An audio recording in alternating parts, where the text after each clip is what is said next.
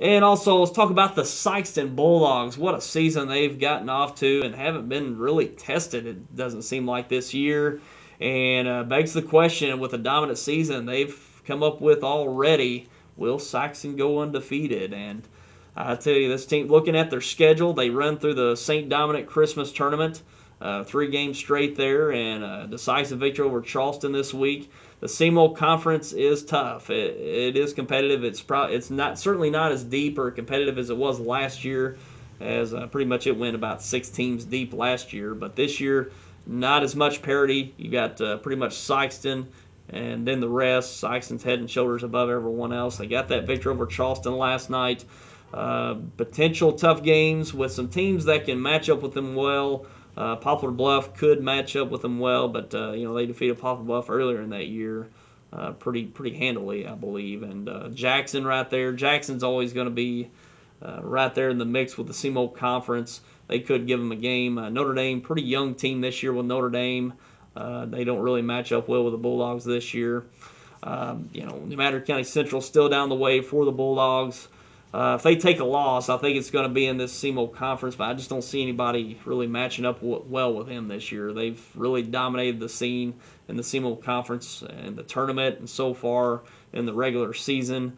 They do have a game at Carbondale that I can't speak to what Carbondale has this year. They're typically pretty strong over there in Southern Illinois at Carbondale.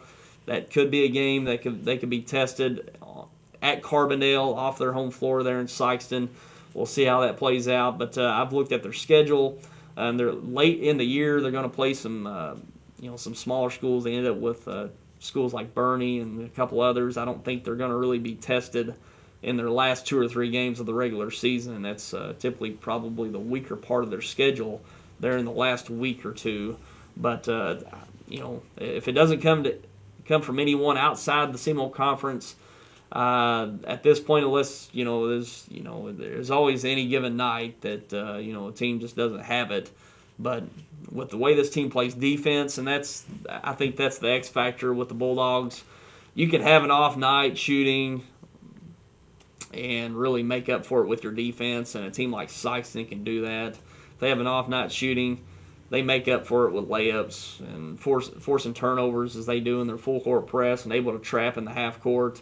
A team like Sikeston can't afford to have an off night shooting because they can force those turnovers and just make it so difficult for you defensively that they'll make their own easy buckets in any game going up against any team. So I think this Sikeston team has a very good chance of going undefeated in the regular season. Certainly when you get into the state tournament in Class 4, it'll get competitive as you get into that potential probably quarterfinal round. I think this team's got at least a quarterfinal round in them this year. I don't think any team up north, that neighboring district up there in the Potosi area up there, I don't think they'll match up well with the Bulldogs. And usually that matchup doesn't match up well with this Class 1 or Class 4 District 1 winner coming out of Class 4 here in Southeast Missouri. They typically roll past that sectional round for the most part. But I think if they can get past their district, I think they've got at least a quarterfinal round in them where they'll get into some St. Louis teams up there in that quarterfinal round. But I've talked to some people, especially David Jenkins from the Standard Democrat over there, Sikeston paper, and he thinks this team is probably right up there with the last undefeated team they had. I believe that was back in 2010. I think that was 2010. They went undefeated and won the Class 4 state championship.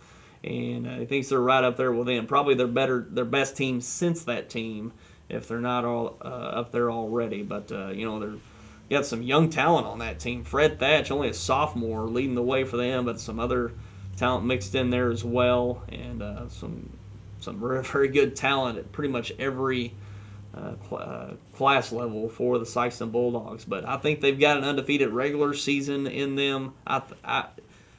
I would count on them going undefeated this year. The question's there, and I'll pretty much say that Sikeston's probably headed for an undefeated regular season, and what a season it could be if they could run the table. But that Final Four is going to be tough. That Class 4 classification, it's tough. You get into teams up there with I know St. Francis Borgia is always there in the mix in Class 4. Also got like Ozark.